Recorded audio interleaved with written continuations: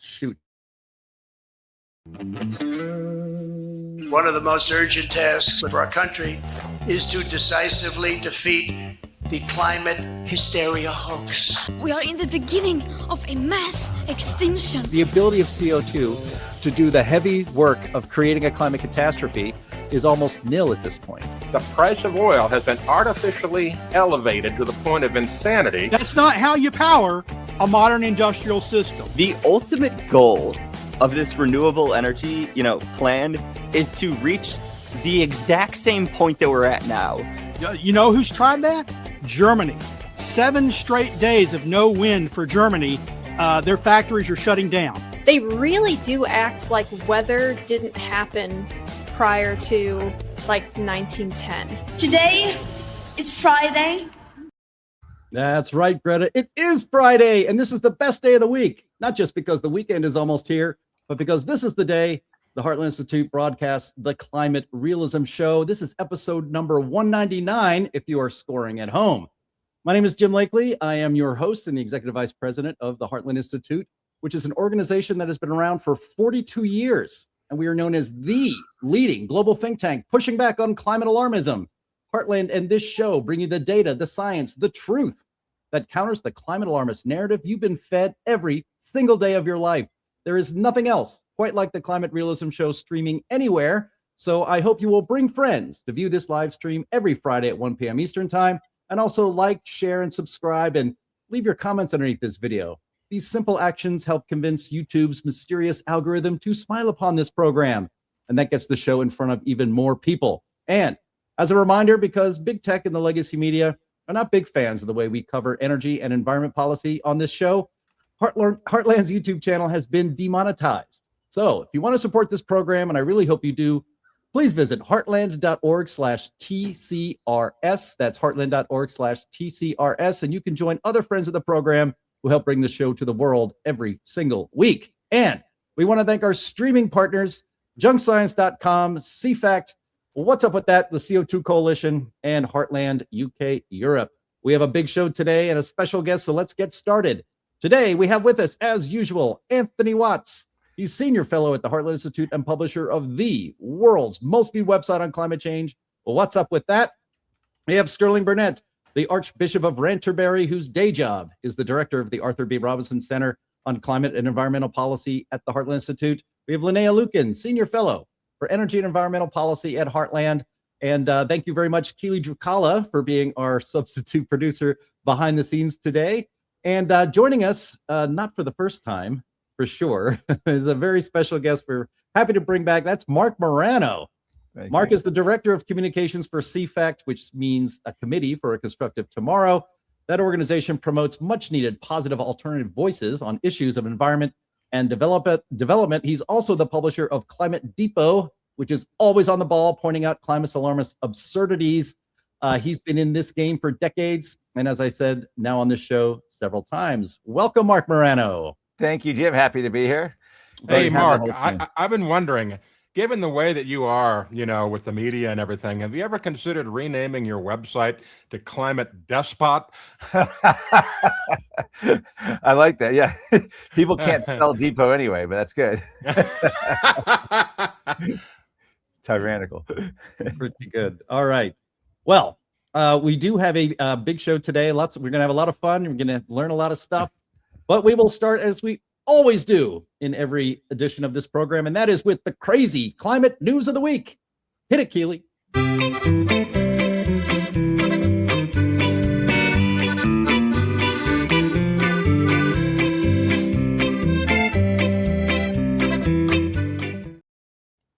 Thank you very much, Bill Nye. Now, I have titled this one in the sidebar, Electric Avenue is Closed.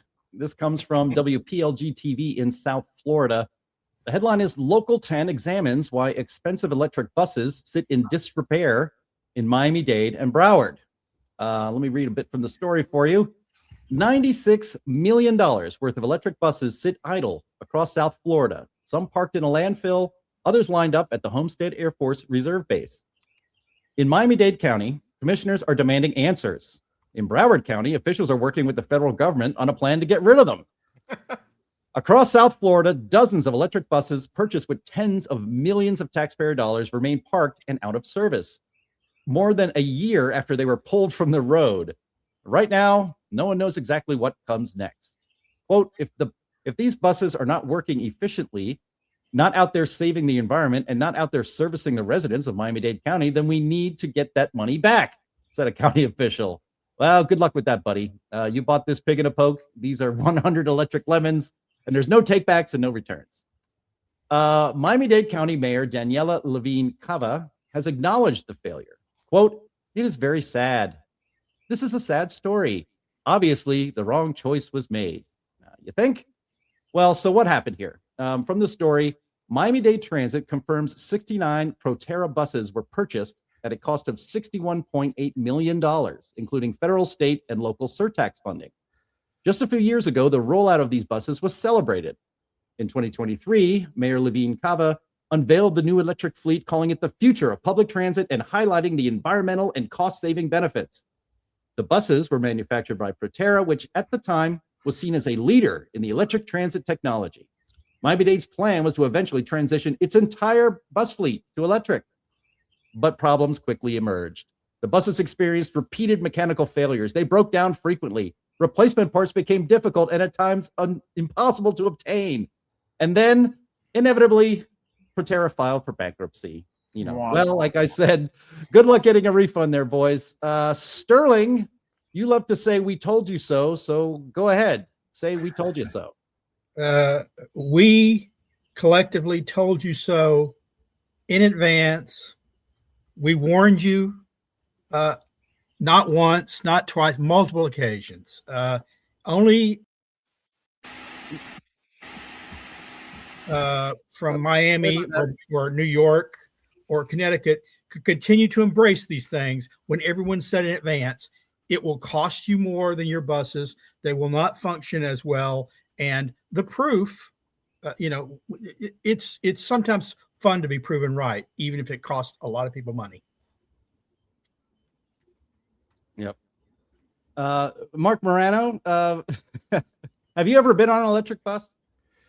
I have not. And the only electric cars I've really been in are Ubers or Lyfts.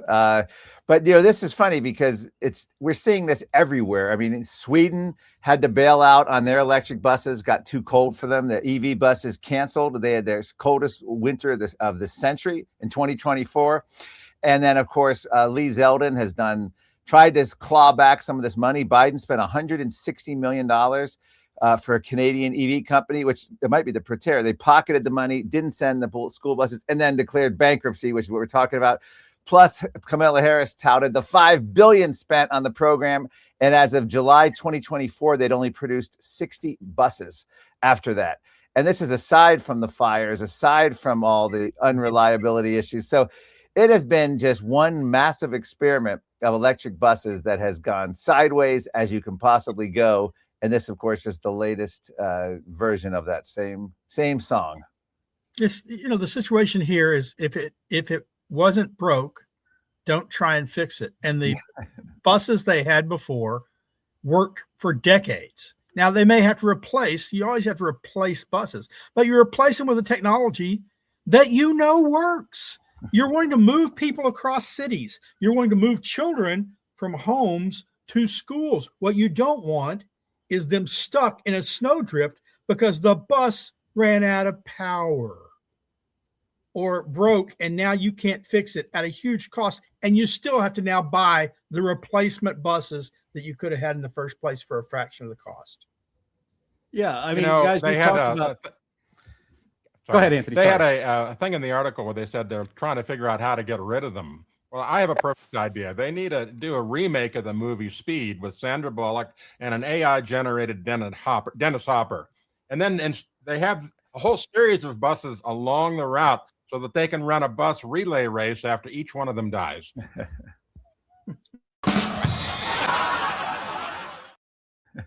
Nice. What I see is a large, because you saw them piled up right at the airport. Not a good place, I think, to pile up electric buses that are prone to break out in fires.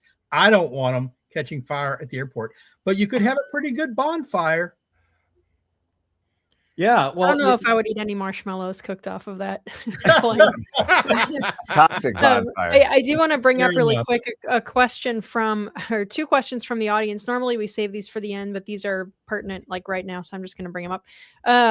Tech asks, what was wrong with their natural gas buses?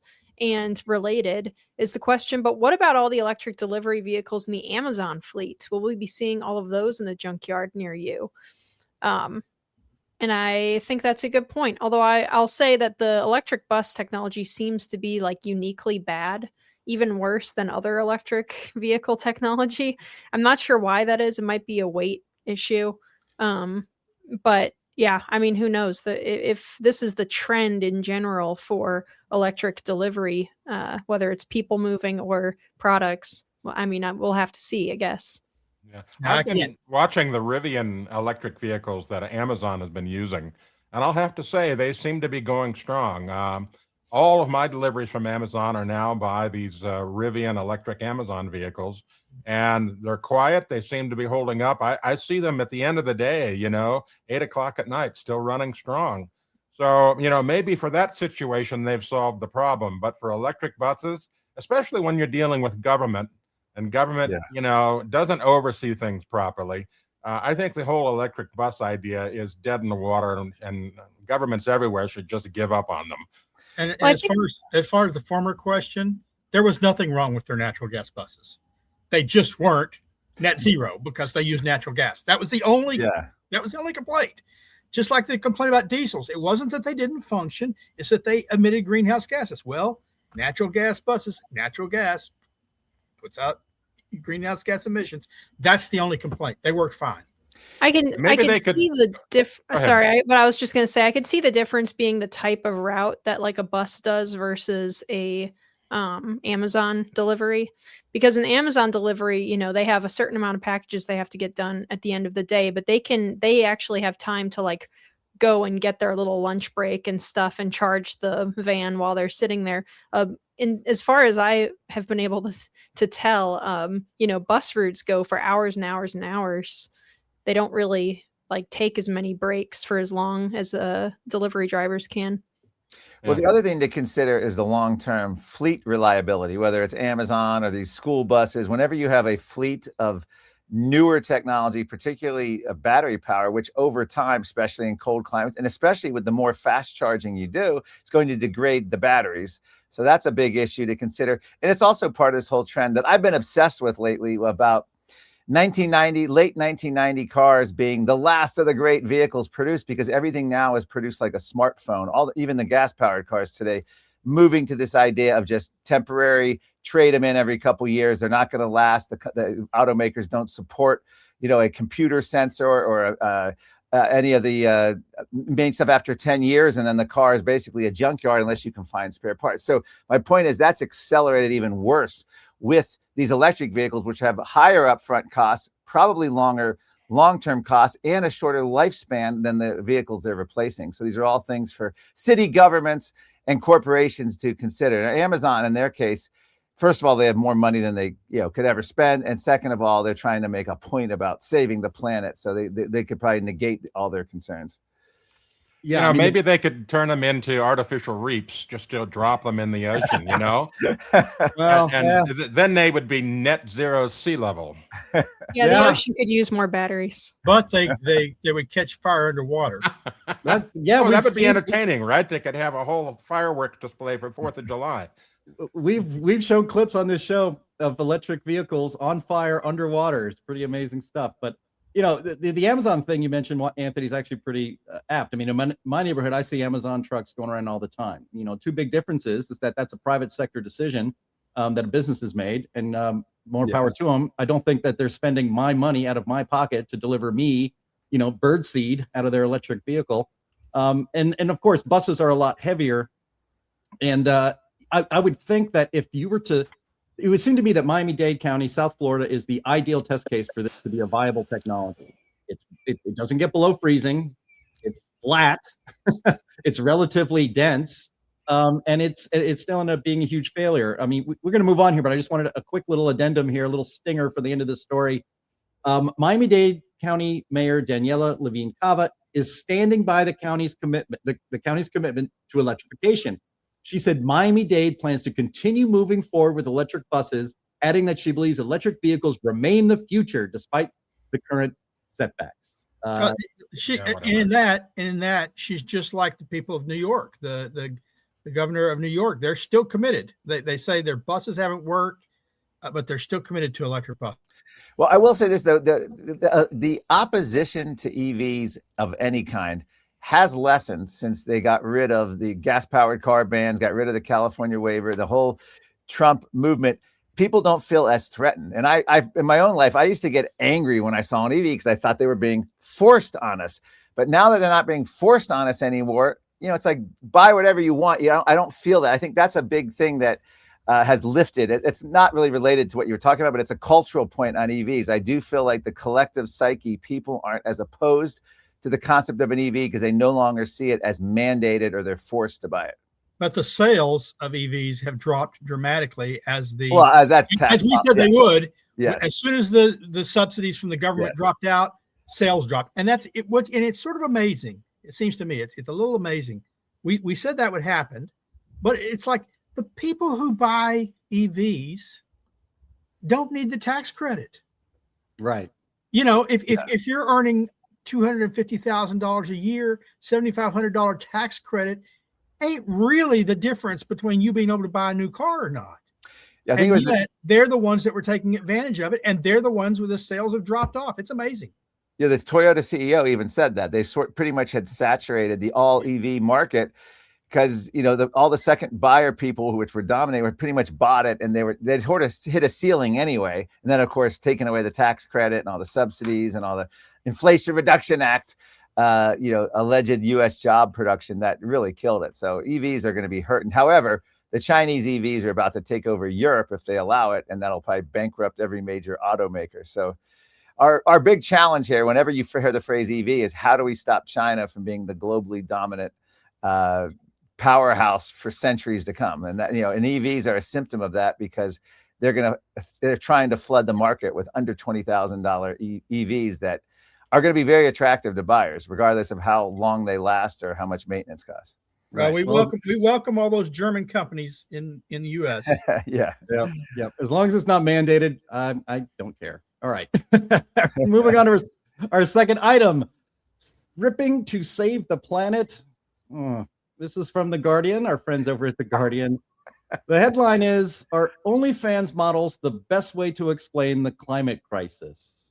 The subhead is, actor Megan Prescott has joined with Adam McKay in the hope that showing bite-sized web videos of women undressing will persuade us to save the world. Will it work?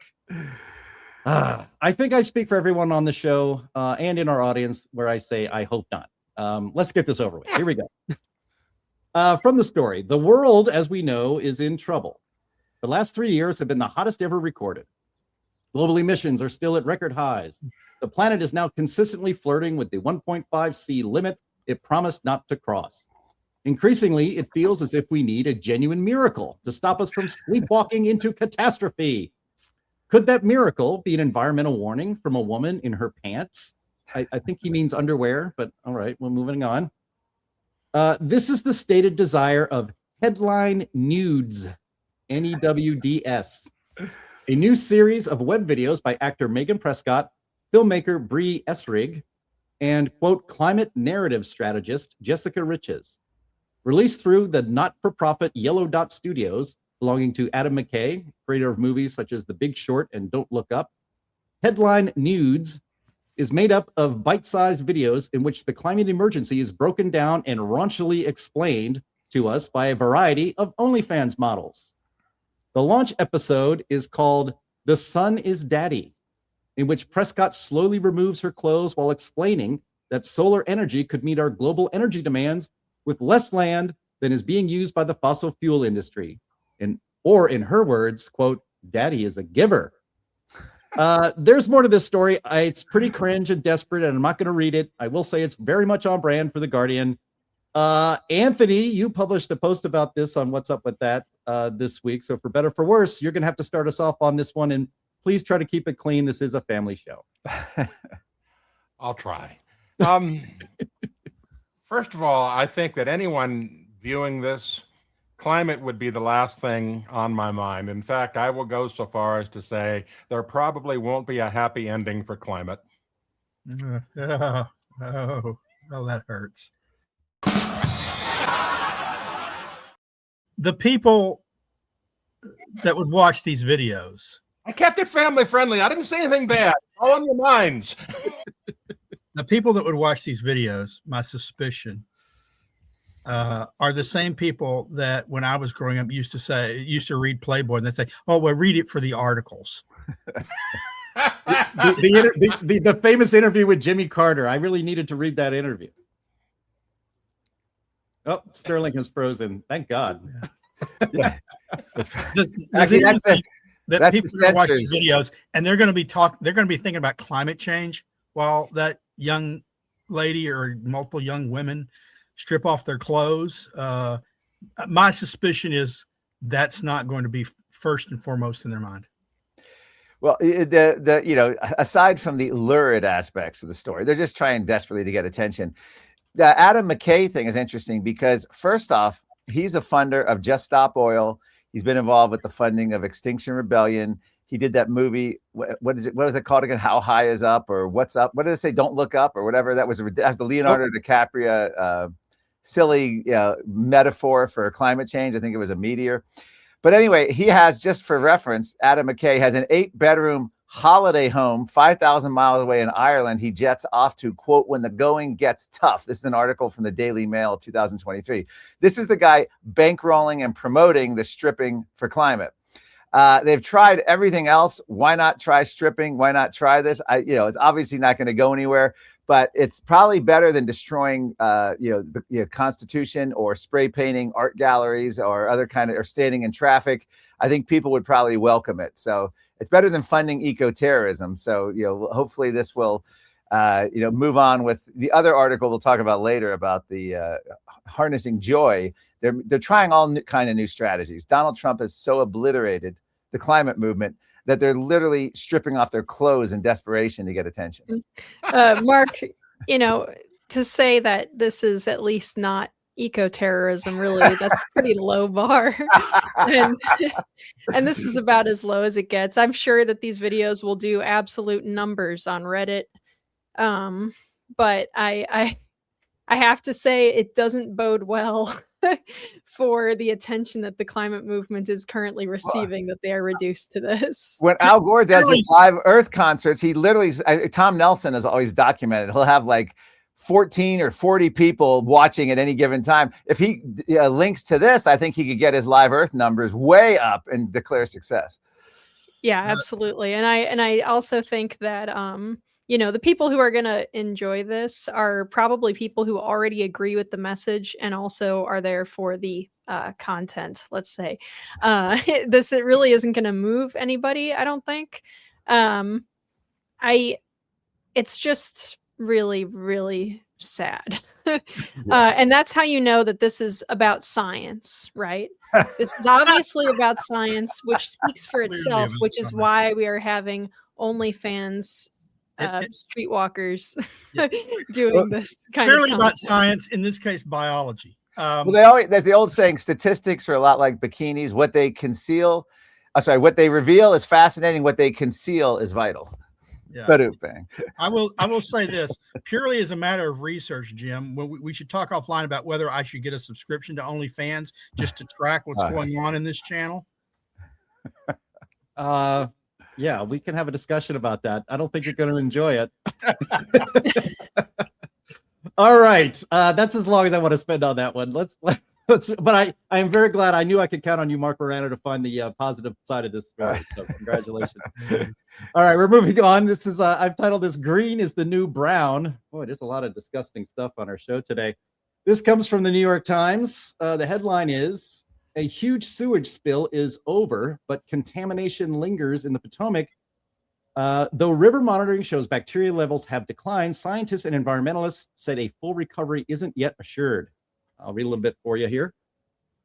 As public health officials declared the end of a sewage contamination emergency in the Potomac River last month, scientists feared the waterway was still in distress. more than 240 million gallons of human waste had poured into the river from a broken sewer main. Researchers went out in early March to sample the water, trying to see what damage had been done.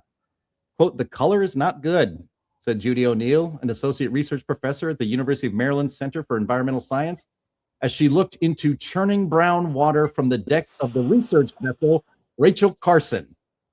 Now, let your mind pause on that for a moment and paint yourself a picture. All right.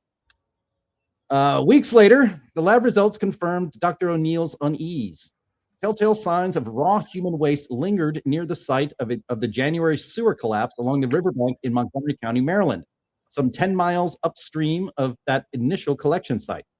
Dilution made downstream waters relatively safer, allowing for health advisories to be lifted, but the data showed plenty of hazards for the river and the plants, animals, and people exposed to it.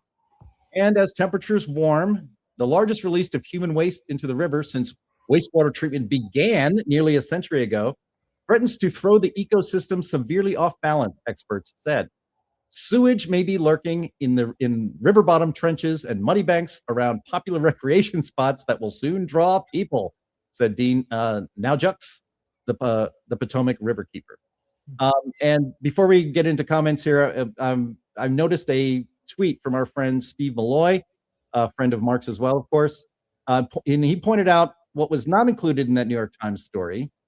He writes that environmentalism caused the DC sewage spill.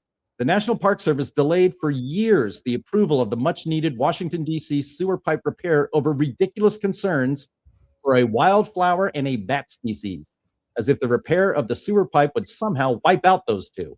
The result was a $240 million gallon spill of raw sewage into the Potomac River. It's so green, it hurts. So, Linnea, this does not seem like a very good trade-off here. And there are other examples, certainly, of environmental regulations actually harming the environment. I'm sure Mark can think of 10 right off the top of his head. But this one would be pretty hard to top. That ideology and, climate mania kept the needed repairs from happening. Yeah, well, and with all of these things, when it comes to government, like I'm not an anarchist. I don't think that there's no role for government anywhere in any of these areas. But man, there definitely is a law of diminishing returns at a certain point here, and we've seen that over and over and over again. My mind goes to the King Mine spill that was pretty catastrophic, and that was actually just directly straight up the EPA's fault. They busted a hole in the blockage that the mine had intentionally built up to keep mine drainage from getting out. And they just busted it open for no reason, no good reason anyway, and massively polluted major river systems that go through both agricultural land and Native American land. So that was fun. And they were never held to account for any of that. I think, you have these, you have a base of regulations that make sense, but at a certain point when you keep piling on top of them, and especially when it comes to getting permitting and stuff to do things, there's a certain point where it becomes just completely and utterly crippling when an emergency like this does happen. And this is a good example of that. The King Mine situation was a good example of kind of just carelessness from the EPA. It's the government, it turns out, and this is going to blow the minds of everybody on this panel here. It turns out that the government is not often the best at handling these types of situations. They tend to sometimes cause a few more issues than they can fix. Linnea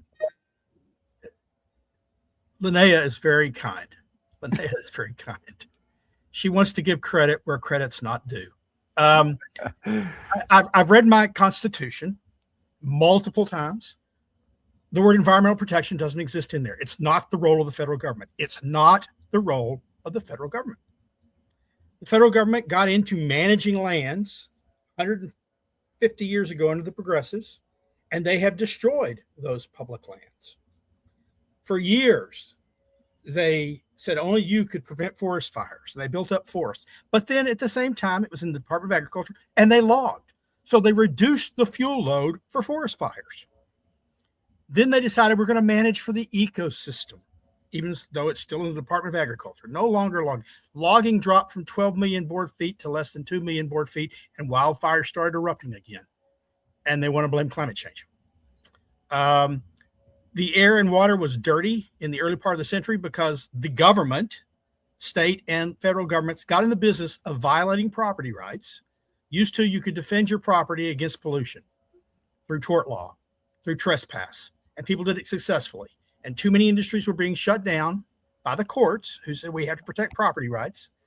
And the government said, well, we can't have that. The business of America is business. So they created positive laws allowing companies to pollute, so long as it was at the level that we've approved.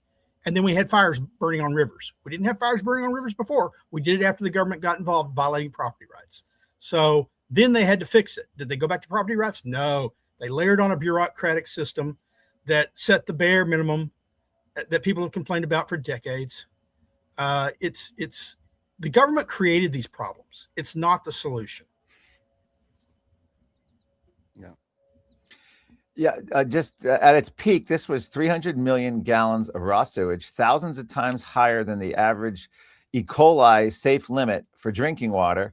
And, this goes out to the wealthy county, Montgomery County, Fairfax County, Virginia, get their reservoir drinking water from the Potomac River. And what's interesting about this, first off, I think maybe we're being too hard because this is natural. I mean, fecal matter, urine, these are natural ingredients. So it's just giving people a little bit more nature here. Although that's probably, I'm kidding. That's probably not true. They probably were chemicals mixed in with this. But here's the gist.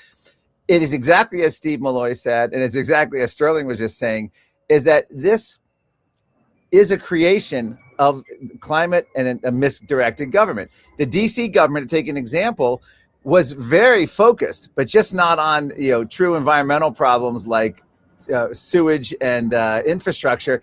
They were committed to 100% renewable energy, solar and wind by 2041, and they're the ones who were running this reservoir. They're all in for the green building efficiency. They're in for the EV transition. They're in for carbon adaptation. But when it came to raw sewage, DC had nothing. Maryland was the exact same way. Their governor, Department of Environment, all were bragging about their climate commitments and their climate work, just took their eyes off the ball on one of the greatest environmental catastrophes here, at least in this, the DC area, and decades to a century. As they said, there hasn't even been anything like it. So it was pretty disgusting. And it's just it's just a classic example of the underinvestment in infrastructure. And it's like, as Dennis Rancourt said, the Canadian physicist, global warming has hijacked the true environmental movement. And whether it's toxic waste cleanup, worried about clean air, clean water. Instead, now we're focused on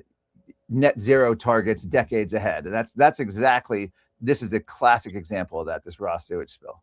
And like Linnea said, it's also an example of how environmentalists hurt the environment, because it's not that they didn't want to fix this thing, to upgrade it, to keep it functional. They blocked it. The environmentalists actively blocked the activity that could have prevented this thing. And it's true. And also give DC some credit, because not only did they ignore the infrastructure raw sewage problem, but they also ignored the crime issue. So it wasn't like they were just ignoring one issue. They were ignoring that. That's why Trump had to bring in the National Guard. So DC's good at ignoring a lot of real issues like crime and raw sewage. But so let's not just say they're bad on environment. They're bad on a lot of things, the DC government. I question whether this was an actual sewage spill. I'm thinking it might have just been political diarrhea of the mouth that's so common there.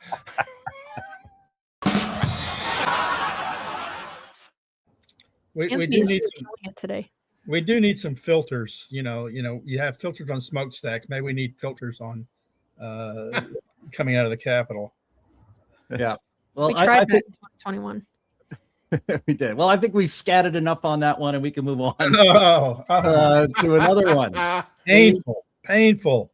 Yeah, that's right. All right. Well, actually, before we talk about Taking Back Earth Day, which is an interesting little theory I've been trying to make happen, we have a little bit of bonus content for you via video. And this was from Anthony Watts's favorite climate reporter, Seth Bornstein. And this was from the AP, and it's the headline is Climate Doom and Gloom, or I should say Climate Doom and Gloom. Try laughing instead. Activists embrace joy in the fight to save Earth. And I'll just set it up with this before I ask Keely to play the video. It says, across the world, groups of activists, teachers, and psychologists are tackling one of the world's most daunting problems, human-caused climate change, with laughter, dancing, hugs, and most especially, joy. And strippers. Yeah, strippers too, apparently. So, Keely, if you could play the climate hugs video for us, please.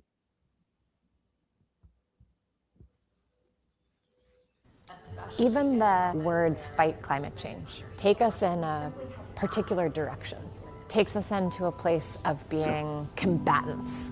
And for me, I think about healing more than I do fighting. So if we don't center joy now, here in the process of bringing about this more vibrant, livable future, I think we actually pattern ourselves into something that isn't what we want. We have a really challenging gap between climate concern, which the majority of people hold, and climate engagement or climate action, which only a very small percentage of people are doing.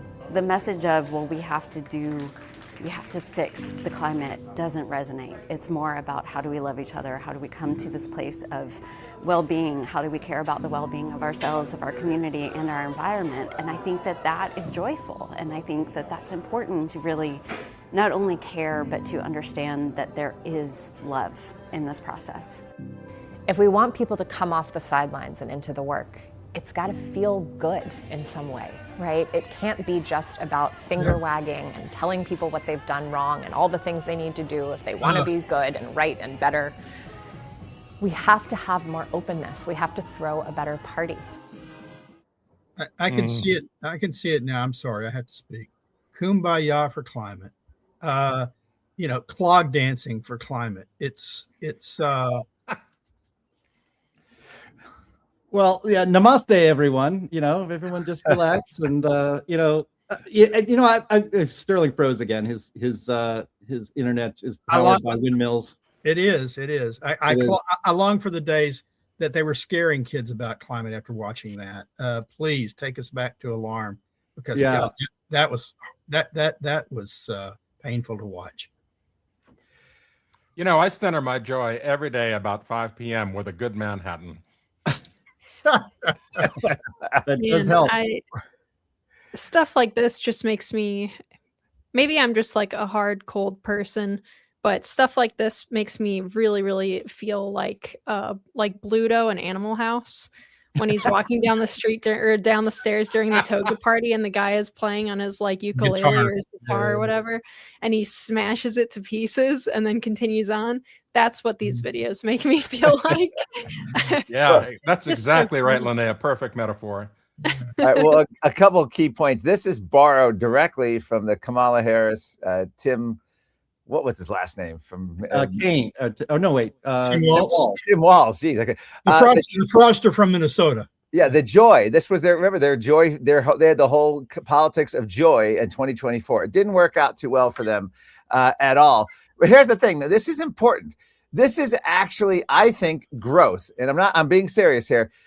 Imagine spending since Paul Ehrlich, 1968, 5 decades, just promoting environmental scaremongering. And you have you're realizing this campaign has exhausted itself, hasn't worked. It does work on young people, particularly. But at least they're trying something new. They're trying this because they have to try it. And they're desperate, but I think it shows a little bit of growth. They realize they can't keep doubling down on alarm. Seth Borenstein, by the way, his actual headline was "Climate Doom and Gloom, Try Laughing Instead, Activists Embrace Joy." And I pulled out some of the quotes. They said, "Don't be an eco pooper."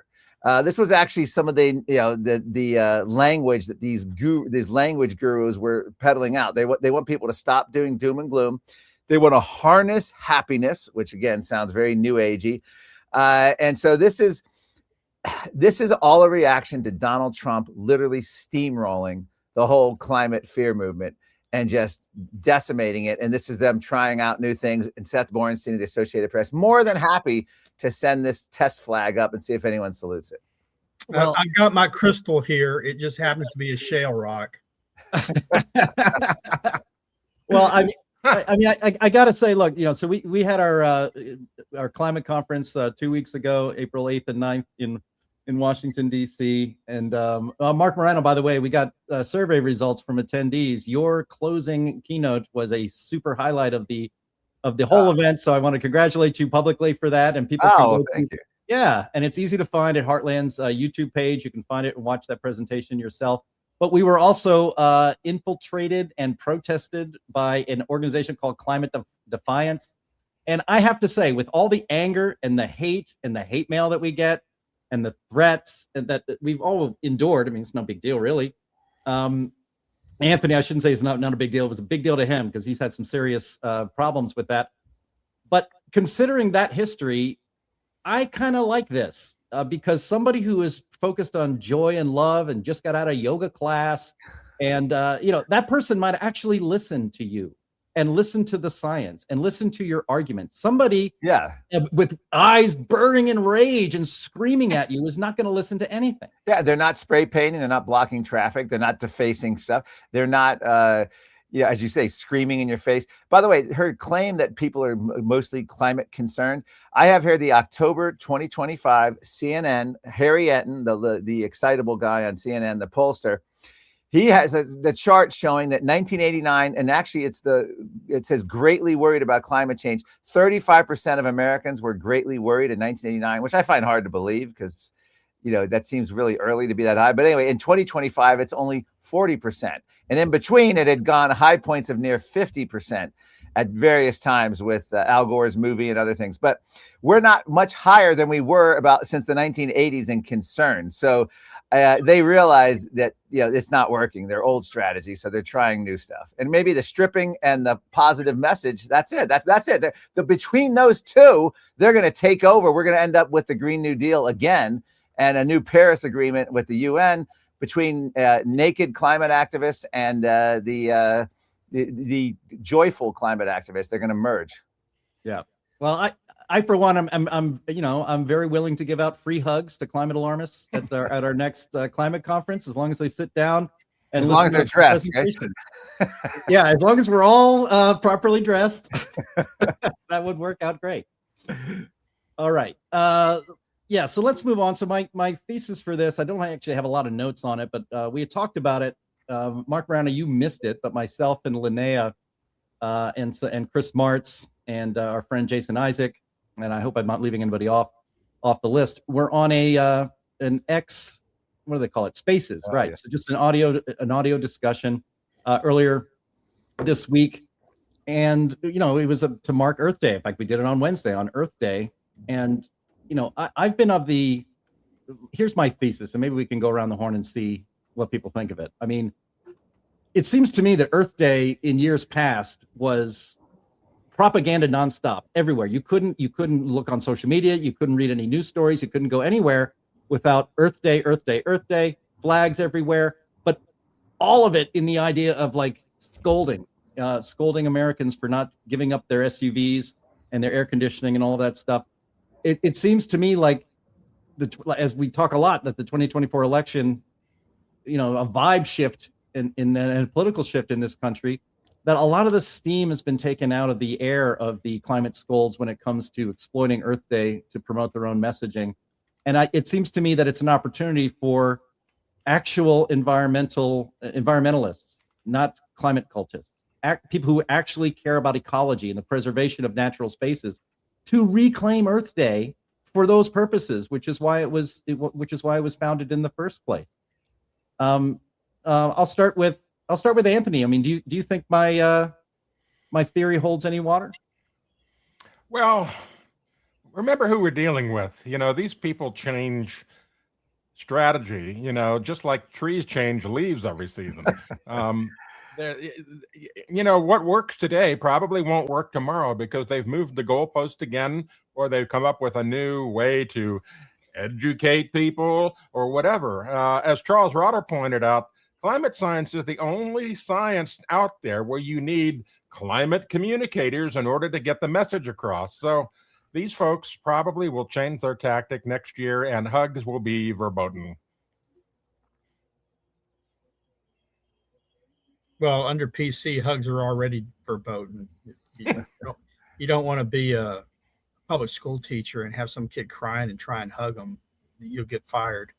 So some of our commenters are commenting that, they didn't even know Earth Day had passed. And I think that that's the shift. Even the media is looking, the media sells ad times. That's what they're about. They sell ads on television, in newspapers and magazines, and stories have to sell. And people just aren't as concerned about the environment. They just don't care as much. There's too much other stuff going on in the world. And so it passed by almost unnoticed. We've cleaned up, we put out a press release. We've cleaned up the environment so much since the first Earth Day.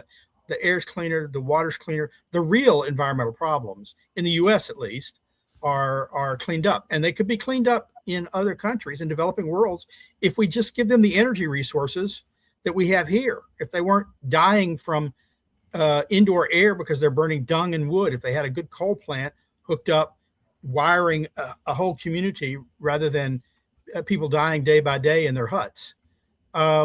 We could make the world a better place if we embrace more fossil fuels. That's not a message the media is going to try and sell. And Earth Day this year was just not the message the media was trying to sell, because there was a collective yawn in response. And so they moved on.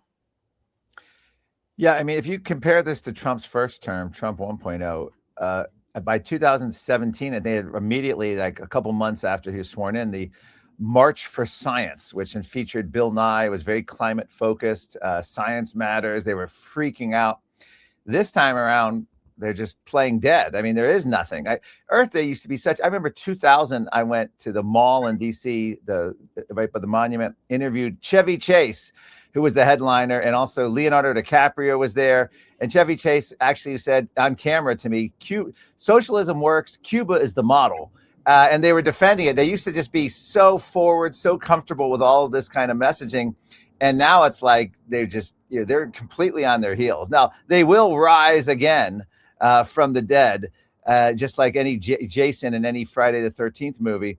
But it's a question of what form. Will they be clothed? Will they be joyful? Will they be bitter? Will they be back to eco-terrorism? I don't know. But right now they're just reeling. And I think with the fact that this has been the flattest Earth Day of my lifetime that I can remember, just where nothing's going on. The most exciting thing was the UK Guardian stripping for the climate, and Seth Borenstein's Joy article, and don't be an eco pooper. That's about sums up Earth Day for 2026. NASA put out a fun little thing where it lets you spell your name in Landsat images for Earth Day. That was cute. I liked that. But yeah, no, it's they've gone underground with a lot of this stuff right now, or at least they're just being very quiet. I actually am not sure. I think that would be a good thing, like for the long term, if it stuck. But right now they're keeping their heads down in order to not have their heads chopped off on this stuff, right? Because whenever these crazy people are like blowing the horn about how terrible Trump is and stuff, it turns his eye towards them, and he starts thinking, what's your like pet agency that you like at the EPA? And you're saying nasty stuff about me.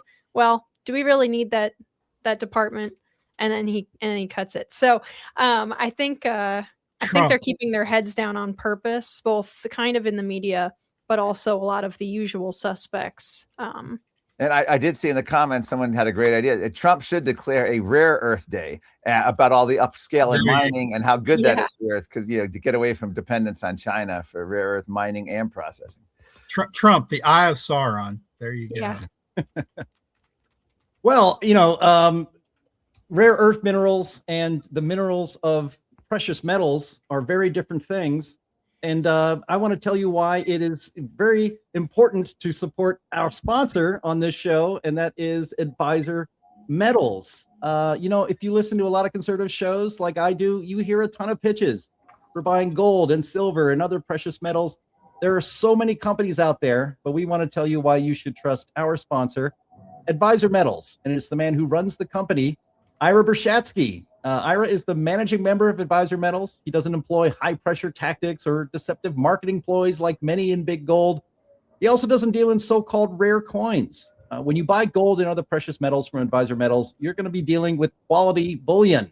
And that is so much better when the time comes to liquidate that valuable physical asset. And when you buy from Advisor Metals, you will have your investment sent directly and discreetly to your home, perhaps by an electric vehicle. Who knows? And I want to mention that Ira advertises on this program because he is an America First patriot. He doesn't donate to Democrats or Democrat front groups like the Southern Poverty Law Center, for instance. He refuses to work with proxies of the Chinese Communist Party, and he, like us, abhors the machinations and schemes of outfits like the World Economic Forum and the United Nations. And that is why we're so proud to have him as a sponsor. So if you want to diversify your investment portfolio, or if you need to back up your IRA with real physical bullion of precious metals, go to climaterealismshow.com/metals. You can leave your information there, and Ira will make the whole process so easy for you. Go to climaterealismshow.com/metals. There's a link to it in the description of this video. And be sure to tell them who sent you, because that helps us while you are helping yourself. Thank you for your attention to this matter. And we are ready now for, you can get your questions, put them in the chat, and we will get to them. But it is time now for Q&A. Take it away, Linnea.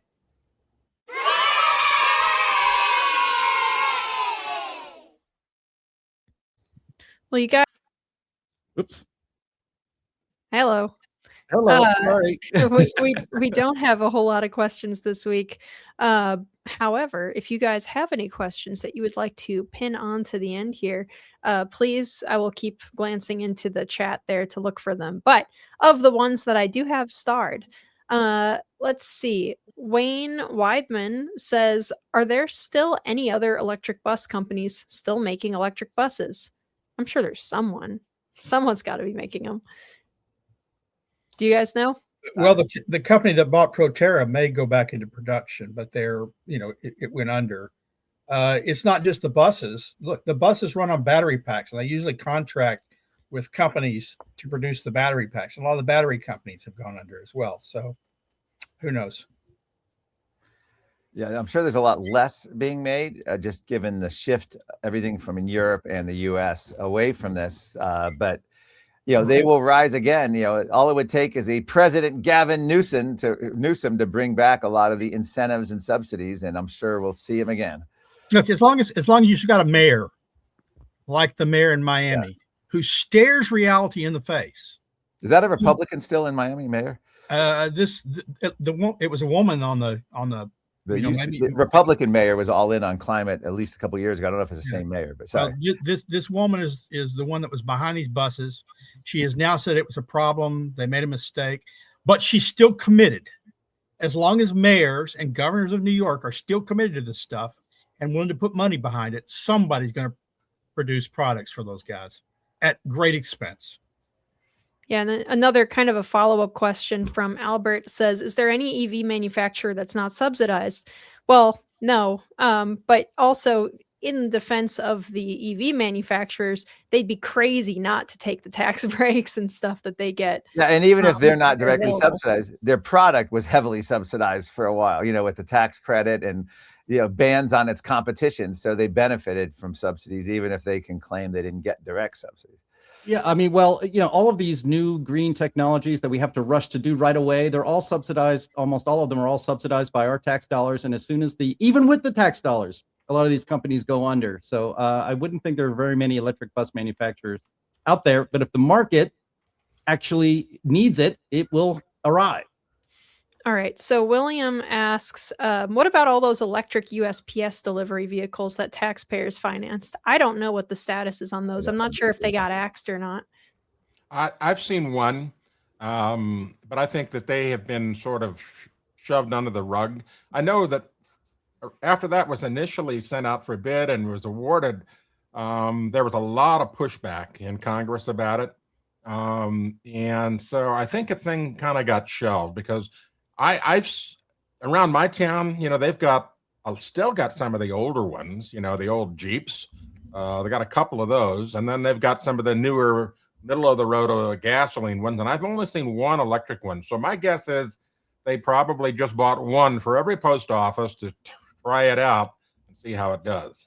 Okay, I just looked this up. It's as of December, at the end of this last year, December 29th, UPS is delivering its new fleet, and they claim $9.6 billion upgrade. They're rolling out over 100,000 new vehicles by 2028, including 45,000 battery electric next generation. So it doesn't mean they're on the road, but that's their plan.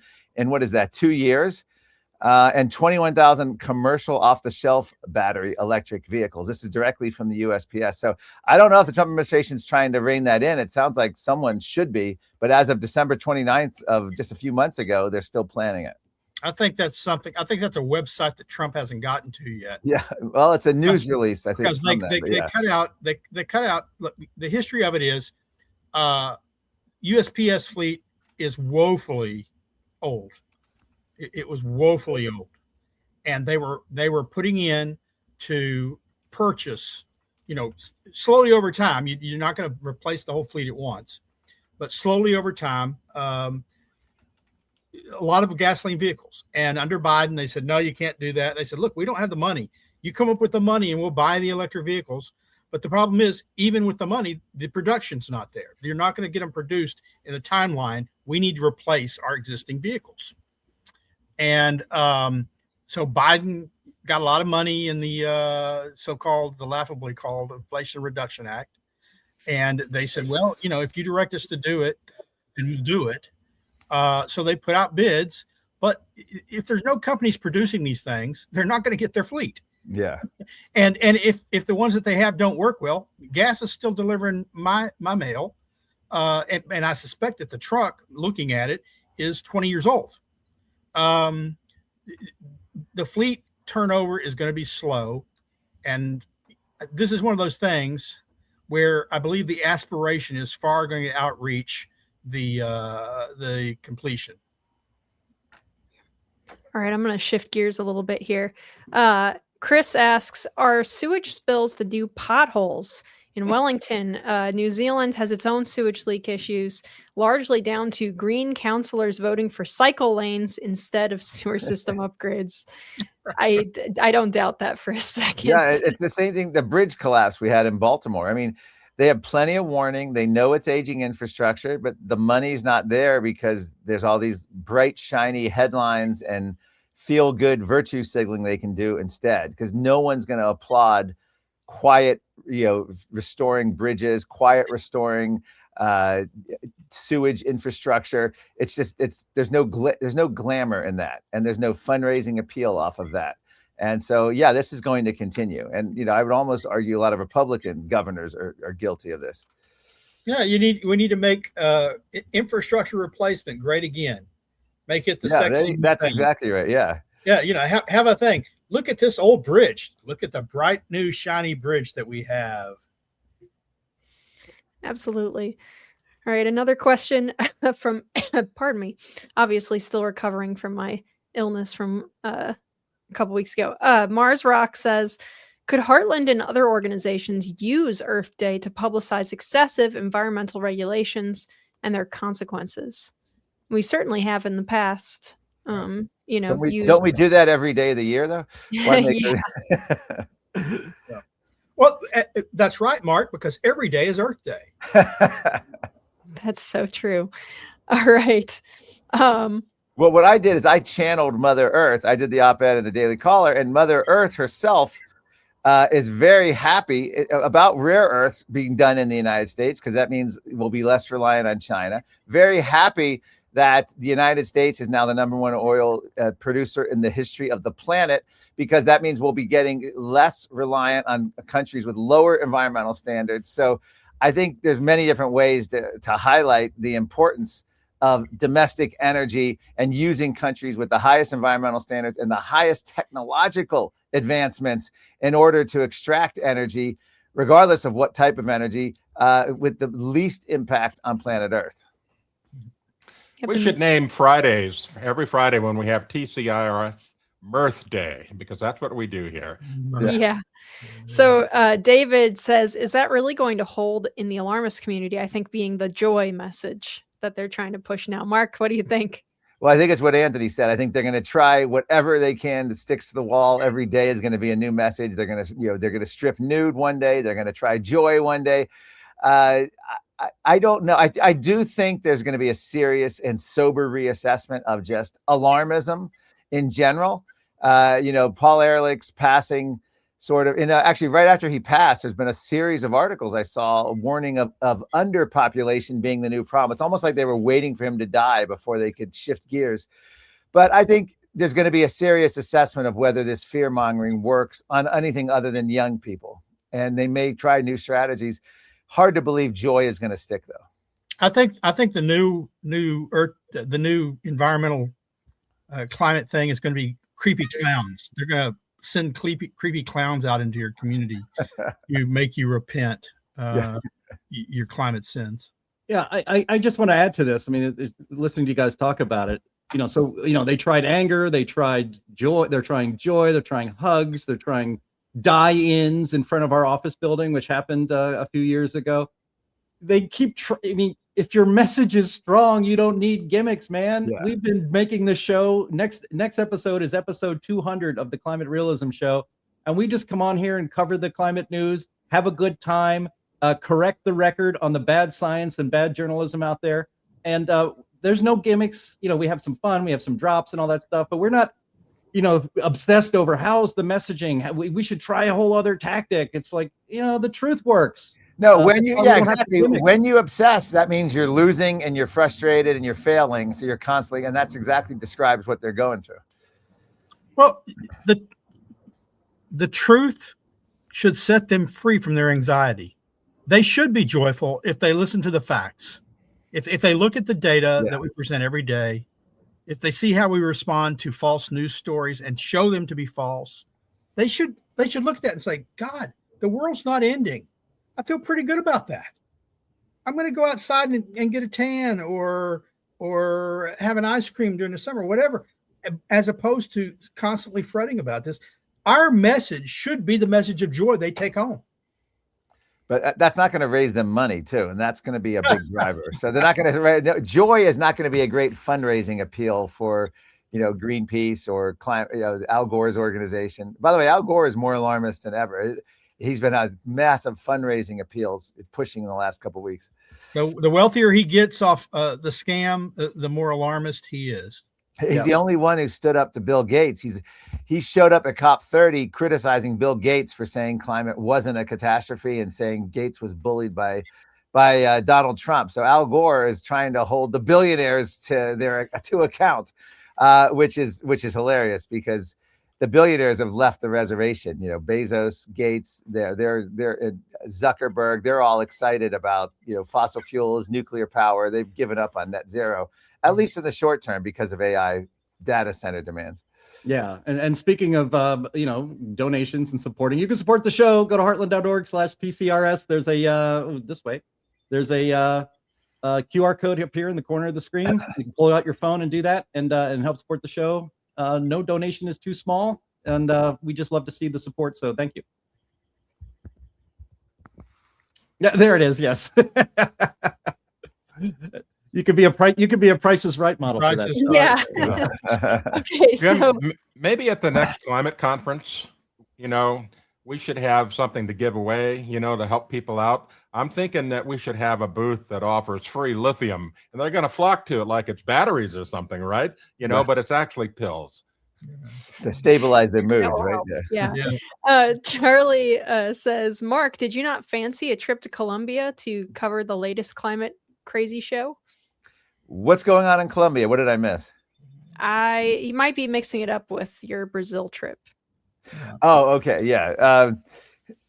I did go to Brazil, and I'm actually going to Turkey.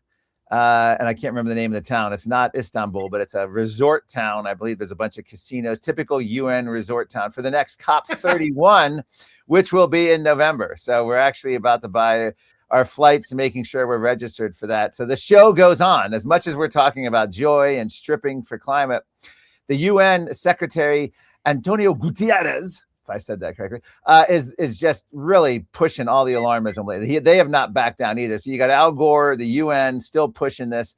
and they're going straight to COP31, despite what happened in COP30, which was the most hilarious series of disasters. Everything from the fire to selling out of meat, to the toilet and sewage disaster where you couldn't put toilet paper in the toilets, to world leaders going 6 hours without any access to any kind of toilets.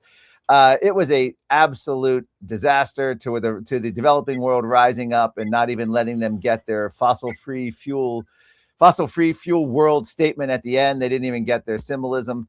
So the show goes on, and it goes on to Turkey this November, and I plan on being there. The last few COPs have been disasters for the message. Yes, they have. Yeah. The one before that was Azerbaijan, right? Yes. And oildom. You had to pass by all the oil production, and the minister got up. The very first thing he said is, "We love oil. Oil's a gift from God," is what he said. Yeah, Al Gore was so upset he wanted to ban countries who don't support the UN agenda from participating in the COP UN climate summit process. Well, if you do that, you're just going to have you'll never have another Paris Agreement, because all these countries will just walk away, which is what's happening anyway. Some 80-some countries didn't even bother to submit their UN emission targets, their goals and results right before COP30 in Brazil last November. So that it'd be interesting to see how much longer this COP process can go on, especially with the U.S. pulling out of the 1992 Rio Earth Summit UN Convention Framework on Climate Treaty. And there's different schools of thought on the legality of how to get back in. Can Gavin Newsom just enter us back in and we're back in? Or do you have to sign a new treaty and get it ratified? It seems as though you do have to sign a new treaty, but you never know. It's going to end up in the Supreme Court probably when that's decided. All right. So to kind of follow up on some of that stuff, Climate Bell says, are there any climate alarmist organizations that are still getting public money? I'm not sure. We'd have to track that down. I'm sure they are. Just, the ones that were connected with USAID were all cut. The ones connected with our United Nations stuff were all cut. Well, I bet you there's a lot more dark money stuff going on now. Yeah. Oh, yeah. Well, sorry, Sterling. Almost certainly some of them most of them don't just do climate stuff, right? The Sierra Club does stuff for endangered species and things, and they're almost certainly still getting some public funding. Different groups like Natural Resources, and if they don't get it directly, they get it when they do the sue and settle, right? They sue the government, and the government settles. Now, some of that is stopped under Trump. He's trying to stop all of that, but I haven't checked their books, but my suspicion is that some of them are still getting some money. Yeah, that's one of the things that's very, very irritating. And on yesterday's In the Tank, I actually had it in my notes and I lost track of it and didn't say it. But like all of these NGOs, there was a big story. There was a big story on a middle manager in some NGO in DC. She was making $275,000 a year to be a executive vice president of some outfit, and the NGO, the nonprofit organization, had millions and millions and millions of dollars, and they spent about 5% of it on the actual mission of their organization, and the rest of it was spent on salaries for all of these people that have been feathering their nests in the DMV, as they call it, in the area around Washington D.C., Northern Virginia, Maryland, D.C. And now she's out of work because USAID funding was ended, and there are thousands of these people that had huge jobs, or huge salaries, I should say, for these jobs that weren't actual jobs. They didn't actually produce anything. They weren't actually useful. And obviously, as they're trying to get jobs in the private sector, they find that they don't have any transferable skills and nobody wants to hire them. But there are so many nonprofit organizations, especially around Washington, D.C., that are just almost entirely funded by you and me, by our taxpayer dollars. The Heartland Institute is not one of those organizations. We've never taken a thin dime of public money. And one of the things that, Doge and all this stuff and these stories that are coming out right now out of Washington, D.C. really points out is that so much of probably the environmental movement is part of this. Maybe we can do an investigation, are supported by tax dollars, and it's completely fake. If they had to live by what they kill out there, as they say, in the private sector, they wouldn't exist. And so hopefully there'd be more cutting off of these sorts of things, the government money for environmental activism in the future. As of 2021, which was before the Inflation Reduction Act was passed, I believe. Was it passed 2022? I had to look that back up. Maybe it's but anyway, Biden was touting the Civilian Climate Corps, the biggest mobilization of government labor since the New Deal, permanent expansion, cementing the climate agenda in government. The question is, I bet there was money going to not NGO environmental groups to help implement the Civilian Climate Corps. And not even, this was kind of like they were going to go into parks and other things. I don't know how it had to do with climate. I don't know what they were going to do. Like, blow up tractors that emit and kill cows or something because they had methane. But anyway, that was what I'd like to follow up on that and where the money went. And if that even still exists in any form, maybe I'm pretty sure Trump would have gutted that, the Civilian Climate Corps. Right. Well, Lee Zeldin, the EPA administrator, gave the opening keynote address at our climate conference. Again, you can watch the footage of that on Heartland's YouTube channel. And, you remember, that scandal where they were throwing gold bars off the Titanic at the end of the Biden administration to make sure that all these environmental NGOs get as rich as possible before the spigot is cut off. And then there was that, we've covered it on this show. Stacey Abrams is propped up as the head of some sort of environmental organization that gets like $1 billion. Maybe it was $2 billion. And it didn't exist like a month or four. It was propped up like literally 6 months earlier. And so those sorts of things, I really hope there is some follow-up on were we able to claw our money back from these fake organizations? There really ought to be some kind of investigation like what the grand juries just came out with on the SPLC the Southern Poverty Law Center, because I guarantee that there's all sorts of shell companies and fishy stuff going on with a lot of these environmental organizations. I wouldn't be surprised at all if mainstream environmental organizations are funding some of the like eco-terrorist groups and stuff too. I don't know. It just might be something to look at. Some of these funding streams seem a little bit suspicious. But this is a good follow-up question to what we were talking about here with, Trump administration actions against these different organizations and a bunch of government waste in these areas. So, but the real question is, what permanent measures are going to outlast Trump, though? Well, I'll just go for the three things that will outlast Trump were the flipping of the climate narrative. For the first time, we not only had a president of the United States, we had an energy secretary, and we had an EPA director calling climate a scam, cult, religion, a fraud. And that had a huge impact. As I just mentioned, the CNN polling showing there's about similar concern that we have in the 1980s over climate change. That's hard to undo when you get control of a narrative like that, because just the way DeSantis in Florida gave cover to all the other Republican governors on how to fight back against COVID lockdowns. This gives local senators, congressmen, all the other Republicans a chance to start making fun of climate change science. And the two things that Trump has done is, again, the 1992 treaty, which would theoretically make it harder to get us back in. That's a level of permanence we never even contemplated in Trump 1.0. And also the endangerment finding, if it's successful all the way through the court challenges and probably end up against the Supreme Court. And we get that makes it so that some unelected bureaucrats in the EPA can't regulate what humans exhale from our mouth under the Clean Air Act, which was never intended for that as a pollutant under the Clean Air Act. If we can get rid of those two things, the 1992 treaty and the legacy of his narrative, those are huge things as gifts to future administrations. It makes it much harder for Democrat.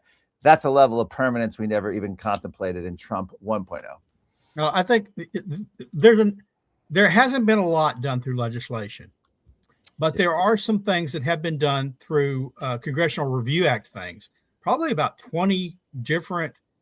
I don't think you're going to see the California emission standards come back because the Congressional Review Act said, no, you don't have to grant them this waiver. The waiver that Biden granted them was illegal. We've now passed a Congressional Review Act.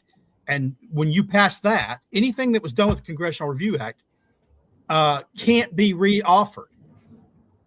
Anything similar can't be reoffered. So I think there are things like that will stick for a while. That doesn't mean they can't pass legislation, but we all know how well Congress is at passing major legislation. A lot of the funding. Sorry, but this is just a follow-up onto what you're currently saying, so you can finish your thought here. But Ralph also says, but do Republicans really want to change it? Well, I'll say this: a lot of the funding has gone away for a while because they passed Trump's big beautiful bill that cut the funding directly.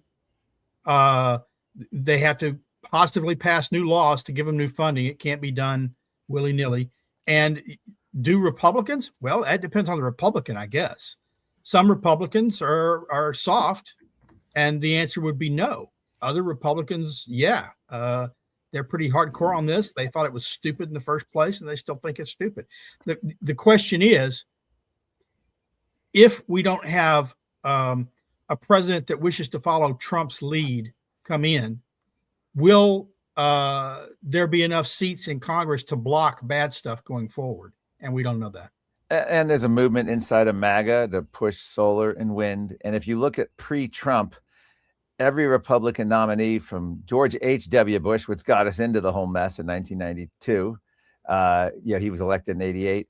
I don't know about Bob Dole. He may have been the only skeptic, but of course, George W. Bush accepted all the science and rubber stamped and funded the UN reports. John McCain was a co-sponsor of the legislation. Mitt Romney, the other nominee presidential, had a lot of Gina McCarthy and all of Obama's employees before Obama had him pushing climate agenda.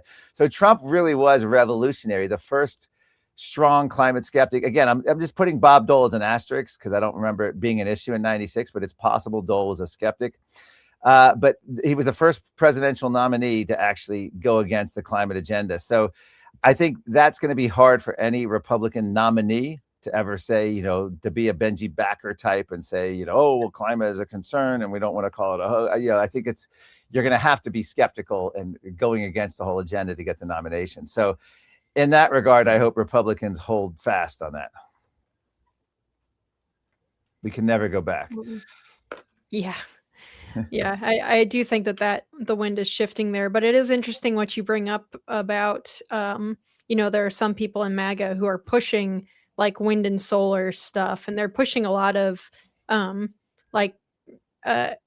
just kind of poorly informed eco stuff, saying that it's not about climate. Giving land back to states would be disastrous, that kind of thing, because they expect that the states will just like bulldoze their own national parks for some reason.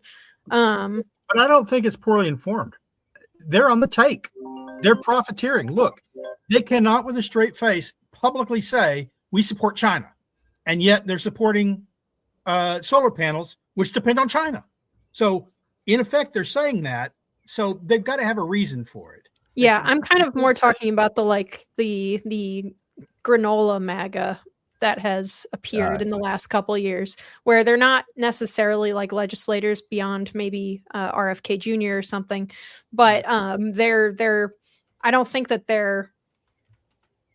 I think they're misinformed. I don't think that they're actively aware of what it is exactly that they're asking for when they're pushing for wind and solar. The Maha versus MAGA, that is an issue. I know Steve Malloy has very strong opinions. Let's say I actually like a lot of what RFK's done, particularly on the food pyramid with food. I like all of the reforms with COVID, with the vaccine schedule. But then he gets into a lot of some other stuff, whether it's microplastics or other things, that I think there's going to be a lot more clashes. But it's just refreshing, just first of all, I mean, I'm not to be pro RFK, but just to have someone again bucking the whole system and the whole medical establishment. I love it, and the big food bureaucracy. So I don't have a problem with any of that.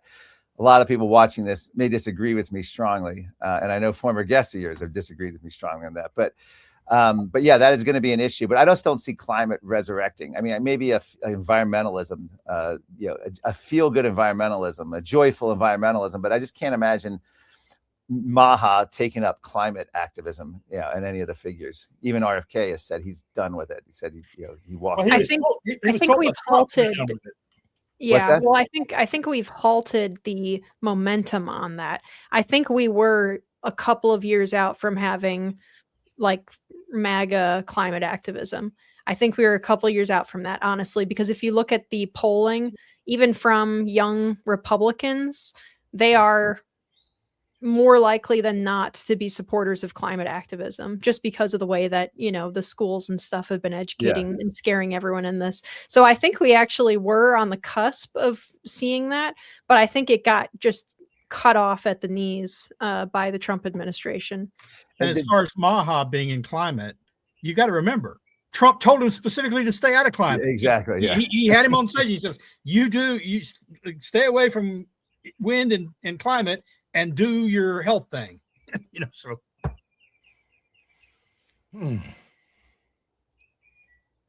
Absolutely. Okay, sorry, my I touched something on my keyboard and it made the whole screen change for me a second ago, so I am having a little bit of a hard time seeing this stuff. But okay, Doug Pollock says, wasn't it the Heartland Institute that gave Trump the final push to withdraw from Paris in 2017? Do we take credit for that one? Yep, we do. In fact, our founder Joe Bast was there in the Rose Garden when that happened. Yep, he was specifically invited. By the way, it's worth noting that, and congratulations to Heartland for that, but it's worth noting that Rick Perry, the energy secretary, advised Trump to stay in Paris. It's always important to know who's on your side, who isn't. And it was also people like Bill O'Reilly urged him to stay in. A lot of conservatives of a different world back in 2017. Trump really did stand up to a lot of his own trusted allies in pulling out of that. And Perry's recently, he and his son have gotten in trouble, it looks like, for some insider trading with the green energy company here in Texas. Yeah. Made millions and millions, hundreds of millions of dollars on a company that's now going under. Yeah. And I would also add, Mark, you haven't been on the show every episode, but I have mentioned in the past that during the first Trump administration, you and me and some others would gather and talk about how we wished Trump, during the first Trump administration, oh, we wish he would do this. We wish he would do that. And then second term comes and he's doing more things than we ever would have imagined, even in the first term. And it's like, all right, all those complaints are gone. So there's exactly. Yeah. It's yeah.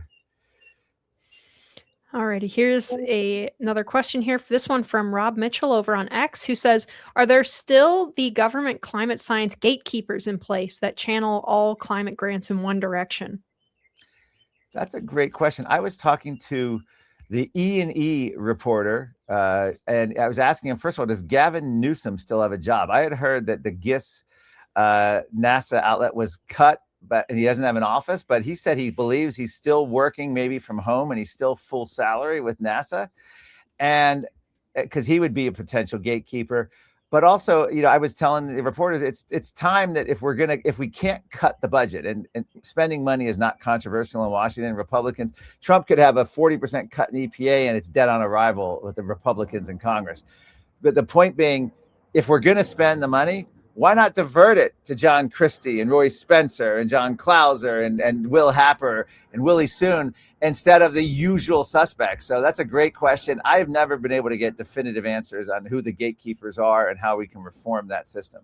But I think saying we're just going to cut it isn't realistic, not in today's Washington, not in yesterday's Washington, and not in tomorrow's Washington. So you almost have to give up hope that the budget's ever going to shrink in Washington. Sorry to be so pessimistic on that.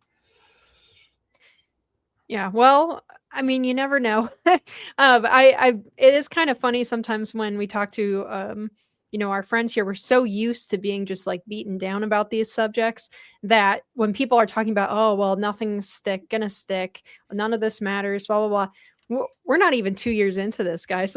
We don't know what's going to come down the pipeline for us here. So I would say having some, cautious optimism is probably the correct position. Let me get this straight. You want to bring joy to the discussion. I want to bring joy, and I'll bring a ukulele and we'll drink some kombucha or something. And yoga mat. Alrighty. I think that's all the questions that I have. I have run out, so I'm going to hand it back to you, Jim. All right. Well, then I want to thank everybody for joining us today live on the Climate Realism Show, which is broadcast on YouTube and Rumble and X and Facebook every single Friday at 1 p.m. Eastern Time. I want to thank our streaming partners, junkscience.com, CFACT, the CO2 Coalition, Climate Depot with Marc Morano, What's Up With That, and Heartland UK Europe. Marc Morano, thanks for being on the show today. We had a lot of fun. Thank you very much. Had fun. Hope to see you back soon. Thank you, Linnea. Thank you, Anthony. Thank you, Sterling. And once again, thank you to our audience, because we do it here for you Don't every forget week. Our 200th show next week. Our 200th show is going to be Wow. next week. Yeah, that's crazy. So maybe we'll do something special. Thank Keely for stepping up. Yes, thank you, Keely, for stepping in. And Andy's actually back because he was getting new internet. There he is to finish off the show. But again, thank you to everybody. And we will talk to you again next week. Bye-bye. Bye-bye. Thank you.